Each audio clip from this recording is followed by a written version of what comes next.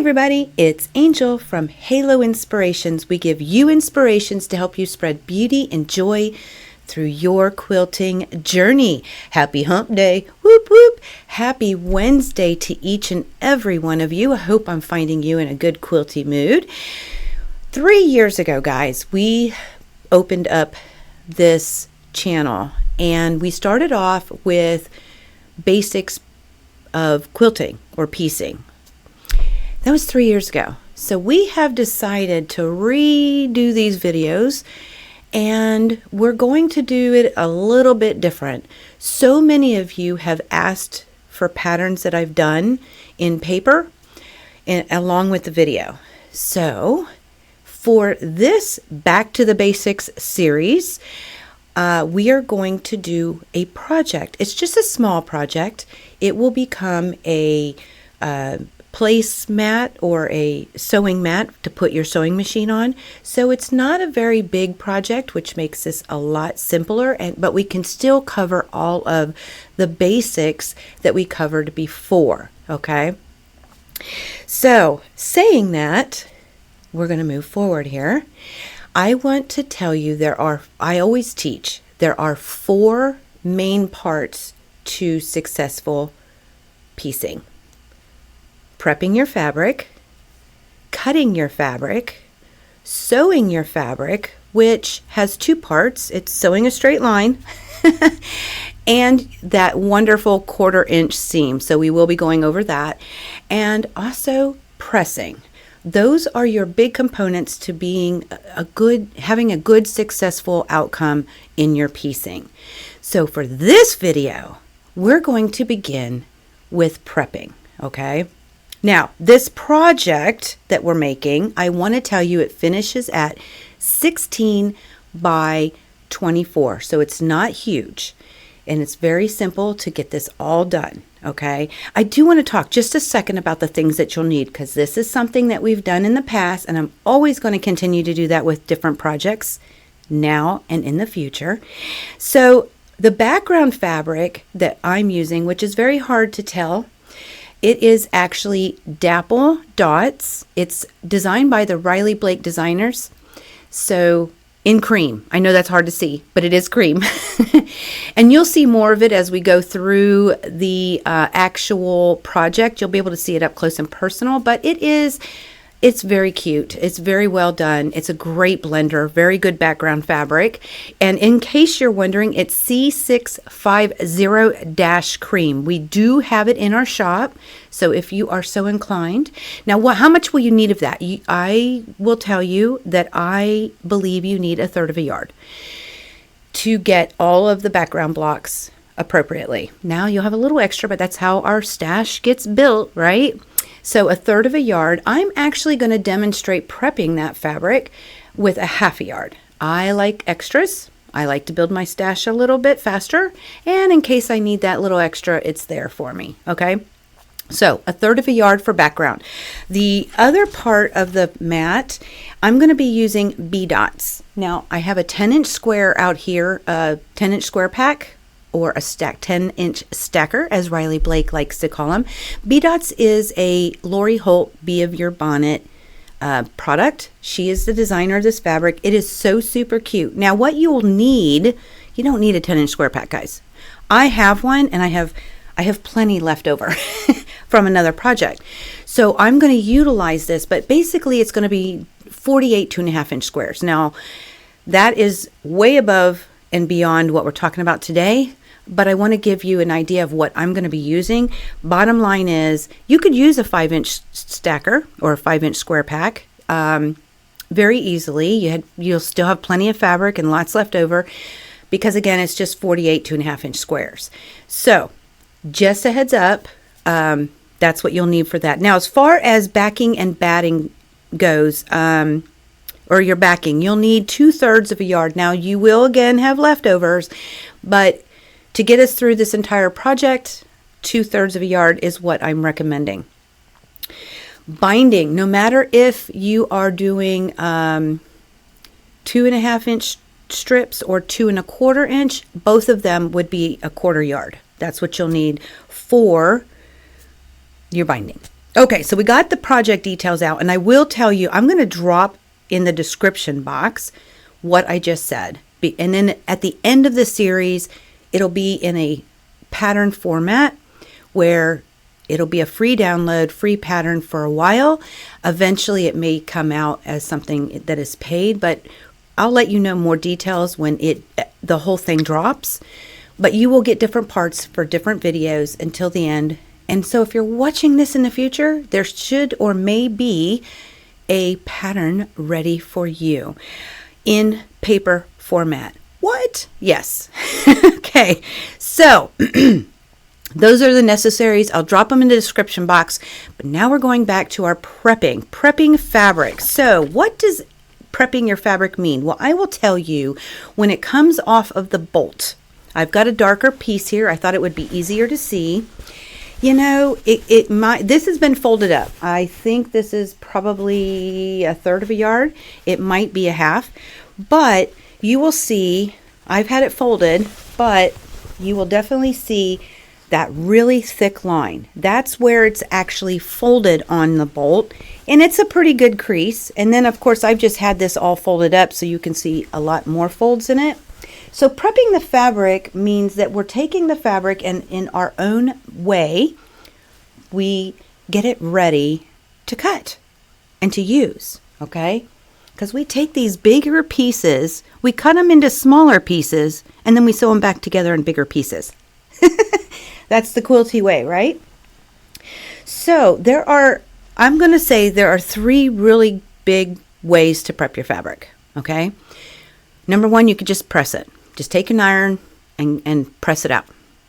Number 2 would be pre-washing, and number 3 is starching. Those are generally the 3 different methods to prepping the fabric before you get started working with it, okay? Very simple, you could just press it. Plain and easy, easy breezy, everything's good to go. Done. Some people, though, do like to pre-wash, and I am not one of those people, but we do have many quilters who do prefer it. And generally speaking, the reasons that I find that they want to do it, number 1, the fabric comes with some sizing in it, has something in there, and you can fill it a little bit, but they like to wash it to get rid of it. Get it clean slate, okay? And any dust or whatnots that might be on there too. So it's to clean it and get rid of that sizing. Another reason is they want to pre-shrink that fabric, okay? Cotton shrinks, period. 100% cotton does shrink. So by pre-washing it, they're allowing some of that shrinkage to go before they even cut.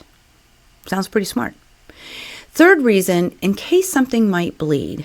Now, I've never had that happen, knock on wood, and I have other methods to utilize if in fact I was worried about any kind of bleeding, but I still don't pre-wash, but that is another reason, is to possibly make sure that it doesn't bleed onto the rest of the other fabrics and changing colors. And we all know we've washed the red shirt and made the white one pink. We've done it, right? So those are the 3 good reasons. And the last way to prep fabric is the way that I use. I starch. Love me some starch, okay? So why do I starch? I really do enjoy making my fabric more stable and stiff, because what I find out of that is it gives me a real nice accurate cut. And the cutting, being the second part to successful piecing, is important. And having that fabric stiff and stable really does help to get that accurate cut. And I'll be real with you, I'm spraying something wet, so depending on really how much I use, you can see sometimes fabric shrink in front of you. Now that's pretty heavy starching when I do that, when you can actually see the fabric go whoop, okay? But there is some shrinkage that goes along with starching. So I'm not really concerned about that because I only starch yardage, but it does have that element of what people do when they pre-wash, okay?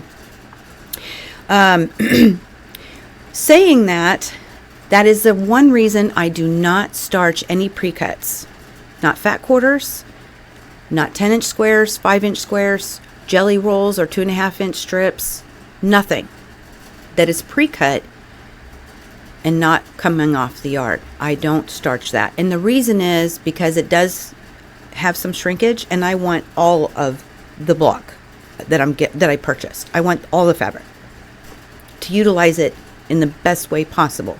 So I don't starch any of the pre-cuts, just the yardage, okay? Now, what kind of starch do I use? I'm not being paid for this, guys. I just happen to love Faultless Heavy Finish. Now, Faultless does make a wide variety of starch products. So if smells bother you, or you want a lighter finish or a heavier finish, or, you know, whatever it is that floats your boat, they have a lot of different products out there for what you're looking for. So I would encourage you to check online. You can check at your department store that carries starch, but in the laundry department. But Faultless Heavy Finish is the go-to for me, and we buy them by the bulk at a store. So we take usually we take all of them but one. We always leave one for somebody. But that's what we buy, is the Faultless Heavy Finish. Love me some Faultless. Okay, the other thing I want to mention, because I never mentioned it in other clips, when you are actually pressing your fabric, no matter if it's already in a block or if you're pressing when you're prepping your fabric, you want to set your iron at the appropriate temperature for the type of fabric that you're using. For instance, this project that we're doing is all made with 100% cotton fabrics, quilting cotton fabrics. Therefore, I have my iron set at the highest temperature, which is my cotton setting, okay? If I was using wool, I would go to the wool setting. Whatever it is that you're manipulating, be sure to have your iron set at the appropriate temperature. Too hot can scorch or melt, depending on what you're ironing. Too low, it won't do anything at all for you. It'll just be frustrating. You will have wasted your time and just want to cry. So, you do want to make sure that you have your iron set at the appropriate setting. Okay, so I wanted to mention that. Okay. I want to also let you know, in the next clip, we're going to go to the coop, which is Halo Inspirations Quilt Shop's classroom. We call it the coop. So I'm going to go in there because I found it to be the most beneficial in demonstrating how I use starch to prep my fabric. Okay, it is only my method. All of the methods out there, none of them are wrong. Okay, if somebody wants to pre-wash, it works for them, they get the results they want, that's perfect. If you are just a presser and you just iron out, if it works for you, great. Again, for me, what works the best is starch, and no matter what method is out there or which one you use, I always encourage people to give something else a try. You'll either find out you love it, you don't like it, or you just prefer your alternate method that you've been using. And there ain't nothing wrong with that. I will tell you, it's fun to watch people evolve, because we all evolve in quilting as we try new things and do different things and figure more stuff out as time goes on. It's a constant learning environment, and so you do evolve. So I'm going to leave those videos up that I have done. I've done 2 different videos on prepping fabric. They have different camera angles. I talk about different things. You can see how I evolved, and you can see what might be even better for you to work. So I'm going to leave those videos up, and I'm going to put them up in a little eye in the corner. So in case you're interested in watching, they're there for you, and they will continue to stay up, okay? But that's all about prepping. I think we need to head to the coop now, and let's get my yardage prepped for our project. I'll see you in just a sec. Okay, so here we are in the coop, our classroom. Another part of the house you get to see. Best place for me to do the demonstration. We are working with the half a yard, and I do have my spray starch, and I'm just showing you my method, okay? So The first thing I do is I put it so that it is right side facing up. Now, if you're new to quilting, the right side is the pretty side and the wrong side is the back of the fabric or the not so pretty side. Okay, very easy to remember. So I get it on the right side. That's so important. Then I'm going to take and I'm going to give my spray starch a little shake to get it going. And I will tell you how much I spray really depends on how big my blocks are going to be. If I'm working with small pieces, I like to starch more. If I'm like these are 4.5 inch, so I'm really okay with just giving it a good nice starch, but I don't have to be, it doesn't have to be a lot. Okay, I will do a little more and I'll show you here in just a second. So I just go ahead and I just basically do an even spray. Okay. And then I will smooth into, and I missed this whole section. You can start to tell because it changes color, right? Naturally, it's get wet. So I'm going to smooth it in. Now this is actually a little heavier and I'm going to pull this up. I think you can tell where I've starched, right? Okay, I'm just going to keep on doing that. Now, after I'm done spraying, I will actually lay this out. Either I'll leave it on my ironing board. This is usually where I spray starch everything. So I'll either lay it on the, leave it on the ironing board, or I will put it on a table. So sometimes I do use a table, especially bigger pieces. I just like them to lay a little flatter. And very simple. Now I'm going to do a lighter starch on part of it. So you can actually see when we come back after it's dry, kind of the difference. Now these really big crease in here, you know, when it comes off the bolt, you have a nice little crease. I like to hit it just a little bit more, and I do tend to also make sure you massage that crease because it will help get that out. Okay, so I'm going to go ahead and pull it down a little more and just finish this up, and you can see that it's just a very even spray. Okay, rub it in. This is pretty wet. This is usually if I'm doing smaller pieces, but I wanted to show you the difference. So this next part, I'm going to do it a little lighter, and you'll see it, you know, as best as I can show inside the video, the kind of the difference with a lighter spray versus a heavier one. Okay, so up here is wet.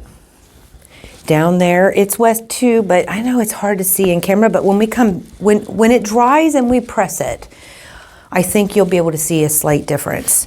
So we've massaged it in on the right side, okay? So I'm going to actually flip it over and let it dry. Now, when I starch like this, it usually takes hours for it to, I'm not even going to lie to you, it does take some time to dry. It's preferred that you do let it dry. My method, you let it dry completely. So I like to actually spray it the day before I'm going to cut, or even days before. That's ideal, but sometimes, you know, we're running a little behind, or we get caught up in stuff and we forget. But it will, I always have to be cognitive that it will take some hours to dry. So I'm going to let this dry, and what'll be seconds for you will be hours for me. But I'll come back and we'll do some pressing, and I'll bring the camera up close. That way you will be able to see what I'm doing and how it's working. So I will see you guys in just a sec. Okay, we're coming back at you temporarily, up close and personal, so that you can watch how the pressing actually folds out. This is dry now, and I do have it on the wrong side of the fabric, the not pretty side, facing up, okay? And I used to do the wiggle wiggle, and through time, it has just become a lot more of a habit. I'm still not pressing in the sense like we do when we quilt, but I just simply go back and forth, making sure it's done very easily. Okay, so we just go forward, to the right, back, or my left actually. Here we go. And you can see how beautiful this fabric is coming out. Yeah, and you can tell where I have stopped pressing because it is definitely not flat. Now we don't want to, you know, I used to do this and I never had many problems, but we always say in quilting that we truly don't want to stretch the fabric in any odd way. That is the very end. So we just go ahead and give it a press. And you can see I have no more creases, no more wrinkles. And we are going to get a beautiful cut from this fabric. I can't even tell you where that line is anymore. You know, this crease from the bolt, it's gone. So let me come back at you so that we can see things better and I can talk to you face to face. I'll see you in just a sec. Here we are back at you. So I do have my fabric with me and it is, like you saw, I got it all pressed out. I don't want to manipulate it too much. I don't want to form any new creases or wrinkles. And saying that, some people have asked me, okay, let's say you've starched your fabric, you have your leftovers or whatever, and you folded it. Do you starch again? No, I don't. I only starch once. It normally just presses out and everything's fine. But when I'm doing a project, I try not to manipulate the fabric too much. I'm not going to fold it up. I'm not going to, you know, I'm laying it out right now across the table because it is so pretty and ready to cut. No wrinkles, no creases. It's got nothing. It's ready to be cut. Now, I also did not mention this earlier.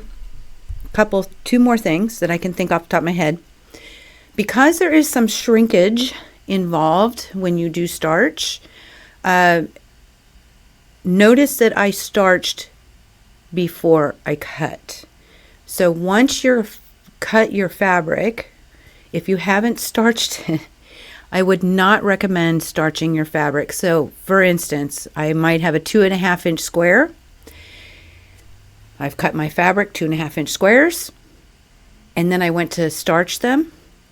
They will shrink in one direction, so you will no longer have a 2.5 inch square. So it's important that if you do starch before you cut. And it's the reason we starch is to get a nice cut, right? All right, so I wanted to add that to it. Now, earlier in the beginning of this whole video, I did a digital mock-up of the placemat or the sewing mat, and I put it up around here somewhere. Well, the reason it's in digital format is because I'm making this with you. I already know how I'm making it, what I'm doing, all the math is done, everything's ready, but I wanted to build something with you guys. So that's where the digital mock-up is. The fabrics, and I'll put it up here somewhere again, the fabric colors in there are not B dots. That would take a long time for me to get them all in the system. I don't have that kind of time. So it's just colors that I've chosen with some things that are already inside the program that I utilize. So those aren't the actual, it's just a digital mock-up, so you can kind of see where we're going, give you a little tease. But these fabrics are going to look great in that project. I think you'd agree. At any rate, those are the couple of things that I wanted to add. The next video drop is the second part, the second piece to successful piecing, which is cutting. So we're going to cut the yardage and we're going to cut some of my 10-inch squares, okay, into all the appropriate measurements, okay? So that will be the next video drop. But until then, we will be on live today for our live quilting and answers, live Q&A, get it? at 3 p.m. Eastern time. Why? Because we're in Virginia. So 3 p.m. Eastern will be our live quilting and answers, and myself and Mayhem will be here with you to discuss anything that I might have left out. Maybe you have a question, maybe somebody posted a question, anything of that nature. We will answer any Q&A, quilting and answers at that time. So I look forward to seeing you.